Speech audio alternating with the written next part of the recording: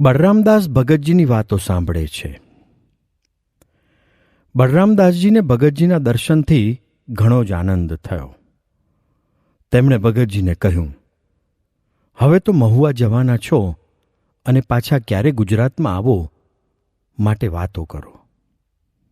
એટલે ભગતજીએ ચુનીલાલ પાસે ગઢડા મધ્ય પ્રકરણનું 49મું વચનામૃત વંચાવીને ભગવાન અને સંતના મહિમાની ઘણી વાત કરી અને કહ્યું, ભગવાનના જે આવા સાધુ કહ્યા તે કેવા હોય તો દેહ અને દેહના સંબંધીને વિશે અહમ મમત્વનો ત્યાગ કરીને પોતાના આત્માને બ્રહ્મરૂપ માનીને ને સર્વ વાસનાનો ત્યાગ કરીને સર્વધર્મમાં રહ્યો થકો જે ભગવાનને ભજે છે તે સાધુ કહેવાય.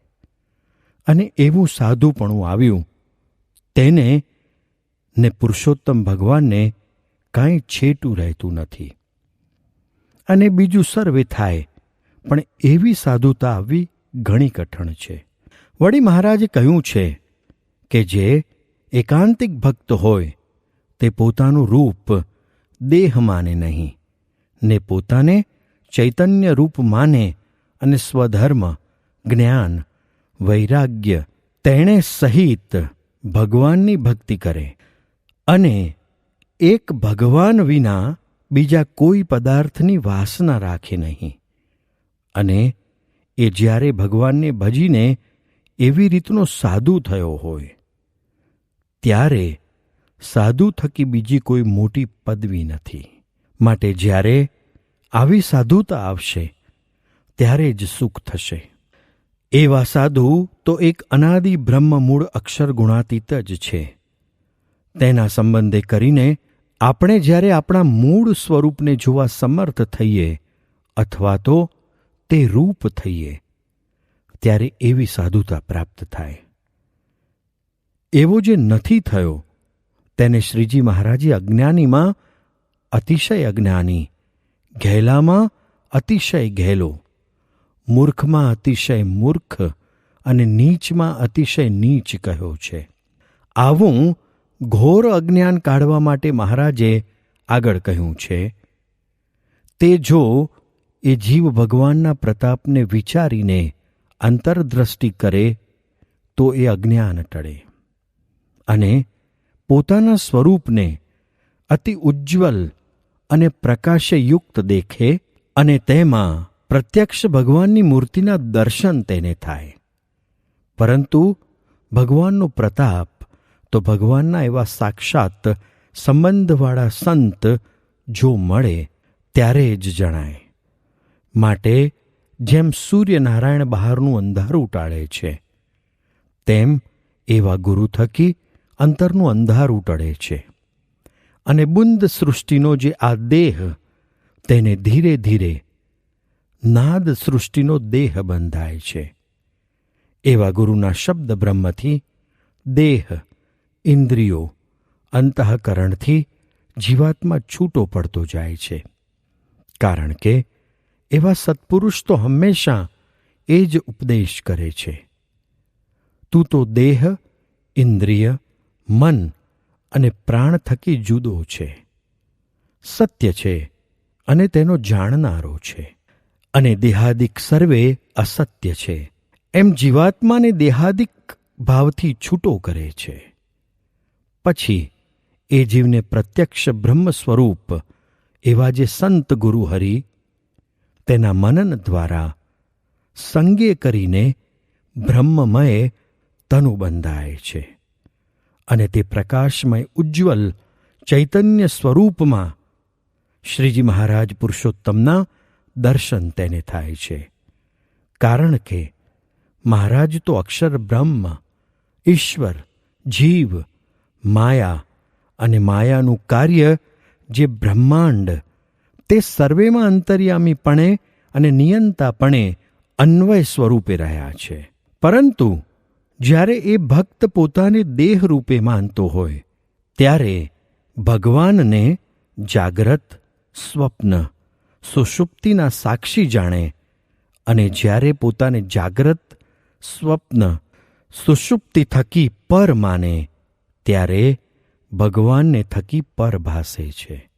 એવી રીતે જ્યારે એ જીવ પોતાના સ્વરૂપના એટલે કે બ્રહ્મના ભાવને પામે છે અને સત્તા માત્ર બ્રહ્મરૂપ બને છે, ત્યારે પ્રથમ તેને પોતાના દેહાદિક ભાવથી ભગવાન સાક્ષી રૂપે ભાસતા હતા તે જ પોતે સ્વયં પુરુષોત્તમ સ્વરૂપે તેને દેખાય છે. અને પ્રત્યક્ષ ભગવાનની મૂર્તિ અને ધામની મૂર્તિ તેમાં લગાર પણ ભેદ જણાતો નથી. આ પ્રકારનું જે આત્મદર્શન તે સત્પુરુષ વિના સિદ્ધ થતું નથી. તેથી જ મહારાજે કહ્યું છે કે ઉપાસના વિના આત્માને દેખવો કે બ્રહ્મને દેખવું તે તો થાય જ નહીં. ઉપાસનાએ કરીને જ આત્મા તથા બ્રહ્મ દેખાય છે.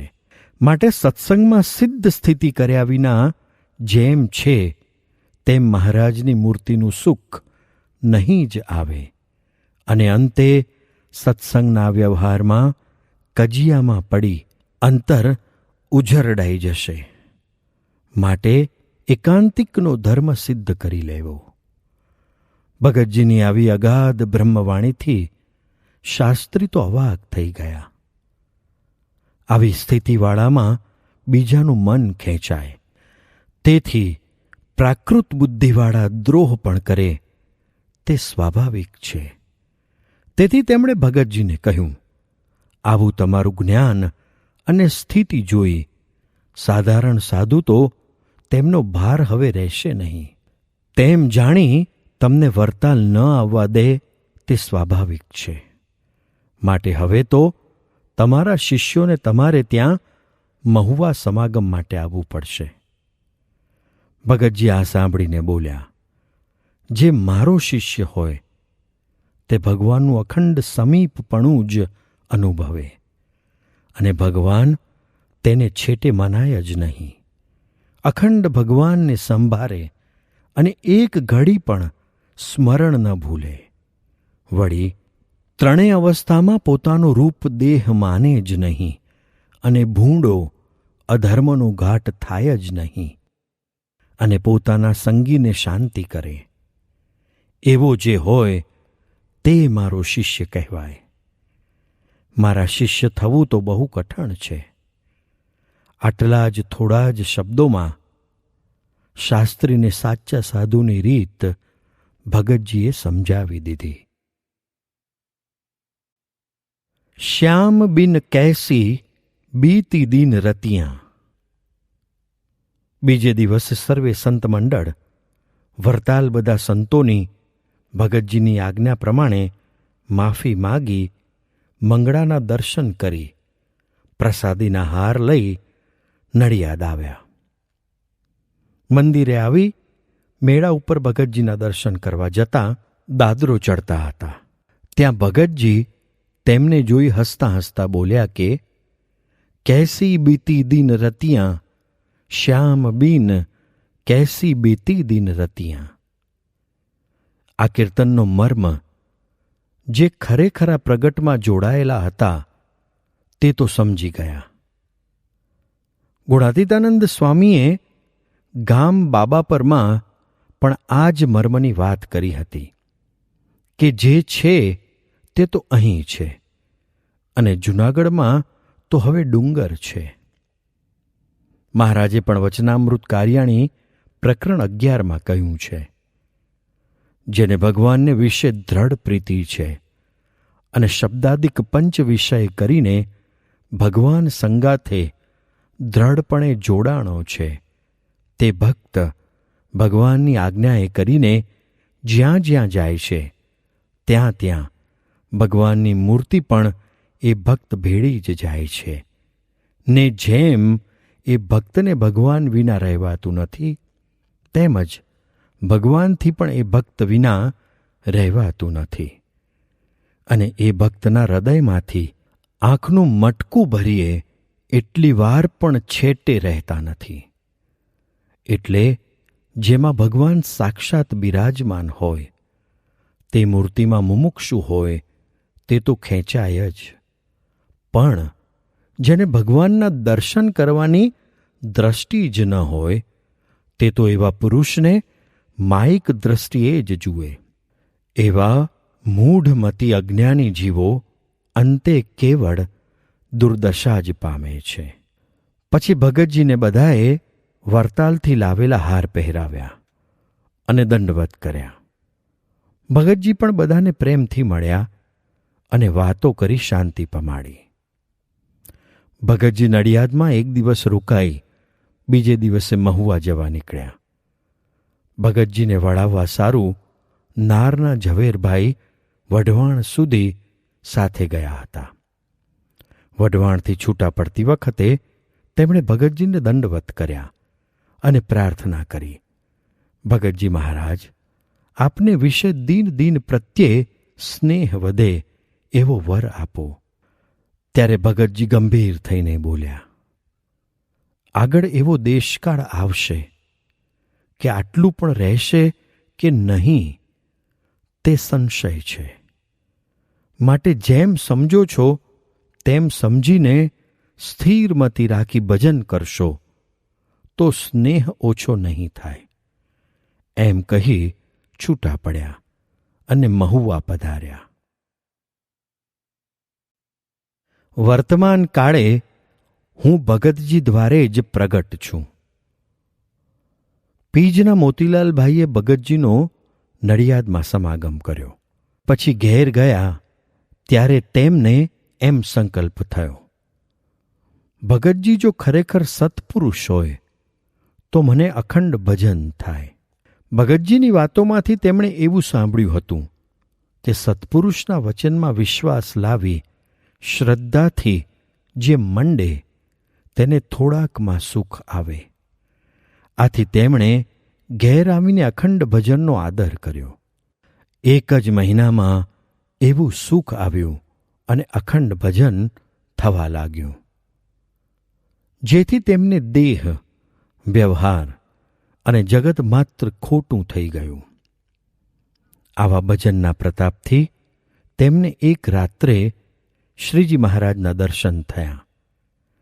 ત્યારે તેમણે મહારાજને પૂછ્યું, મહારાજ, પ્રાગજી ભગતને કેવા સમજવા?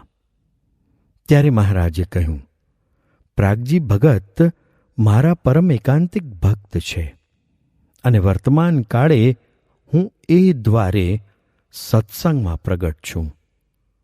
તું તેમને ઉઘાડા કરીને સૌને ખબર કર, મારી આજ્ઞા છે. આ દર્શનથી તેમને ભગતજીના સ્વરૂપની પ્રતીતિ થઈ અને સવારે ઉઠીને આ વાતનો બધે વિસ્તાર કરવા સારું ₹1ના 64 પોસ્ટકાર્ડ લીધા અને નડિયાદ આવ્યા. 64 પોસ્ટકાર્ડ ગામે ગામ પોતાના હેતવાળાને લખ્યા અને તેમાં જણાવ્યું, મહુવા બંદરના પ્રાગજી ભગતને આચાર્ય મહારાજે શ્રાવણ માસમાં બોલાવી નડિયાદ મોકલ્યા હતા. એમનો સમાગમ કરવા હું નડિયાદ ગયો હતો. તેમના સમાગમથી મને એમ નિશ્ચય થયો કે વચનામૃતમાં જ્યાં જ્યાં મહારાજે એકાંતિકના લક્ષણ કહ્યા છે તે બધા ભગતજીમાં મળતા આવે છે. માટે મહારાજ વર્તમાન કાળે એ દ્વારે સત્સંગમાં પ્રગટ છે. તેથી મુમુક્ષુઓએ એમનો સમાગમ કરવો, પણ દ્રોહ તો કરવો જ નહીં. એમનો દ્રોહ કરવો તે અગ્નિમાં હાથ નાખવા જેવું છે. આ પ્રમાણે પોસ્ટકાર્ડ મોકલી દીધા. વળી એક પોસ્ટકાર્ડ ભગતજીને પણ મહારાજે જે દર્શન દીધા હતા તે જણાવવા સારું લખ્યું.